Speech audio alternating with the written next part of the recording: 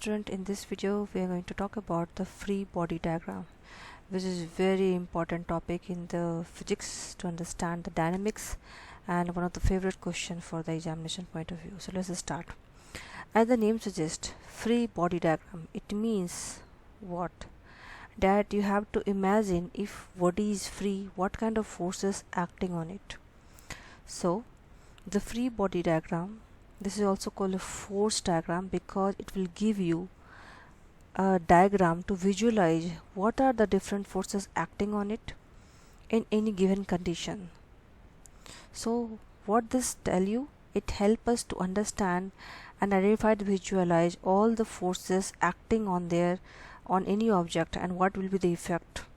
So let's understand. Suppose this is the books which is kept on the book table.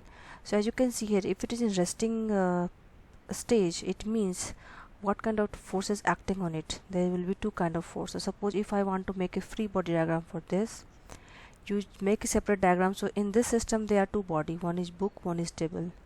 So we need to separate. If I want to know what is force acting on the book, you make a certain box to represent the body.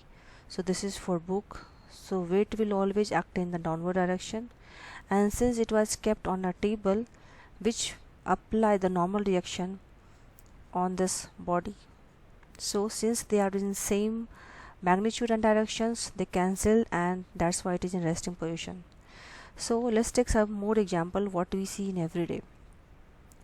So free body diagram for this apple which is attached still in the stem. As you can see here, there is a tension force acting on this. So if I want to make the free body diagram for apple, when it is attached in the stem, I will write there is a tension and there is weight. Remember, weight will always act in the downward direction. Now if it is plucked and it is in the air, now there is no tension. What will come? So if I want to make a free body diagram for the apple falling in the air, resistance which will apply against the movement of the ball, so the weight will be downwards and resistance of the air will be upward. So as you can see here, this diagram will give a visualization, okay, what are forcing acting in what direction and what will be the net force acting on it. Now we'll see some more example which will clarify your all the dots. So let's see some of the question. So just now we have discussed drawing a free body diagram help us to identify and visualize the what I should write forces acting on object and their effect on object. So for example, question number 1, you can pause the video and try to make diagram by yourself, and further you can verify it. Yes, so this is the example just now we have discussed, that weight always acts downward. So this will be your weight, and this was kept in certain surface, so there will be normal reaction which will act here, which I am writing with R. Now let's see here, read the question. Resting on a rough inclined plane. So when it is rough, it means there will be friction always. Okay. Now weight always acts in the downward direction, which will be act toward on the center of gravity. So this will be your weight. Since this is the natural tendency that due to weight anything will move downward, it means it might be moving in this direction. So the friction will act in opposite direction. So for friction I am writing with a small f. So as you can see, since this is balanced, whatever force it might be acting in this direction, they are all balanced, and what is the normal reaction? Always perpendicular to the direction. So these are the forces acting on this box when it is inclined on a plane. Now falling through the air at constant speed. So here it's falling through the air means the weight will be always downwards, and since it is falling in the air, there will be air resistance which will act in the upward direction. So I can just write anything as air resistance like this. Now next question is suspended on a string. So when it is suspended on a string, it means what force will act? Tension. So F they have already given you. Another force will act is the weight, which is always downwards, which is the WT, and this will be a tension. So this is the free body diagram acting on all these objects. Now let's see one more example and then it will clarify your all doubt. So read the question. What is this question saying you? A truck engine of mass 5000 kg pulls a trailer of mass 1000 kg along a level track at constant acceleration. It means we need to write all the data. What is given to you? Acceleration is given to you, which is 0.110 meter per second square. The resistance are 50 Newton for the truck engine and 5 Newton for the trailer. This is the data given with this picture. Now they are asking draw a free body diagram for the engine and the trailer. So let's draw it. They are the two body which we have to separate it and make all the forces what we know from this diagram. So let's start. So suppose this is a one box which I am writing for the trailer, and the next I will write for the engine. Okay, so this I will write for engine.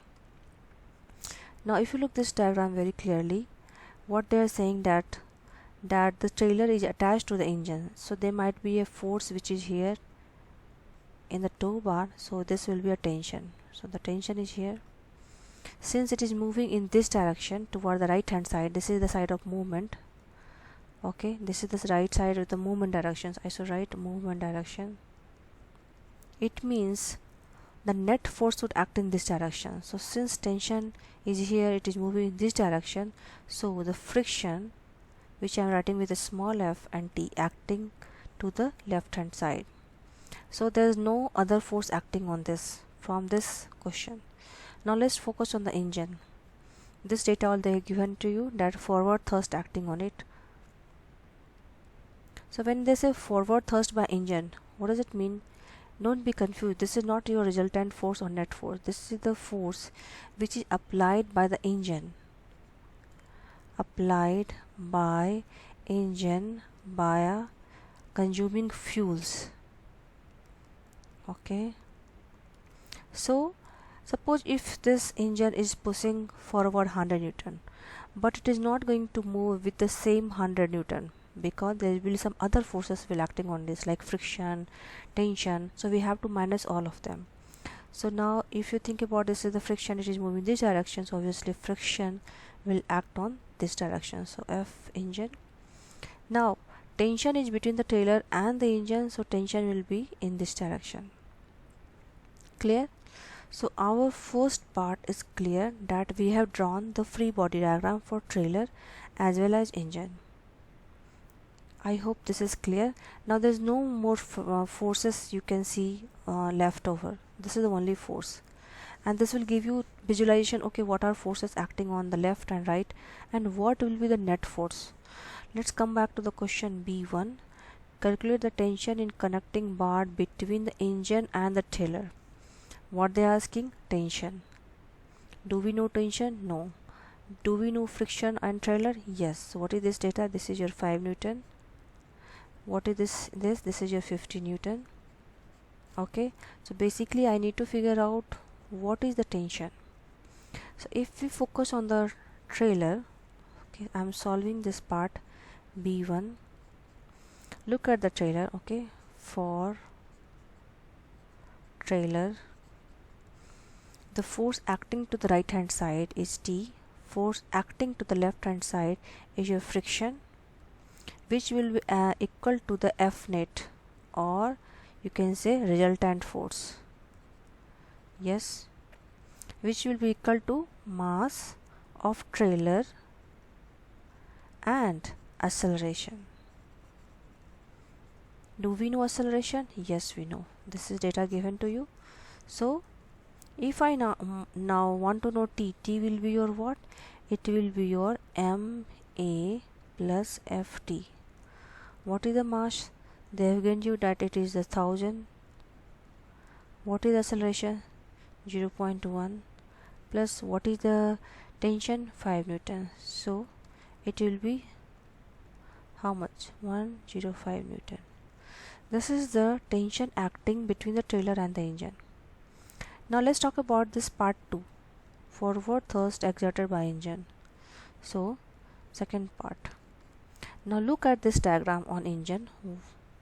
Figure out all the forces acting on it. The right hand side is a forward thrust Fe minus. Why minus? Because other forces acting in the opposite direction of the right hand side. So minus. Now you can add these two, which is the tension plus friction force acting to the left hand side, which will be your F net, or mass into acceleration of the engine. So I need to find what is the forward thrust. So I'll put it, F will be like this, and rest I'll add it over there, which is MA plus T plus Fe. So this will be your 5000 into 0.1 plus tension already we have figured out, plus they have given you frictional force. So this is the frictional small f frictional force, so this is the 50 Newton. Now if you solve it, it will be your cancelled 500 plus 105 plus 50, so it will be around 655 Newton. I hope this part is clear for the calculating the free body diagram, and as well as figuring out what is the effective resultant force. So if you understood this video, I'll give you one homework. This is a similar kind of question. You can take a snap of this and try to solve this question. We'll see this answer in the next video, or you can write in this comment. I'll give you the comment over there. Thank you.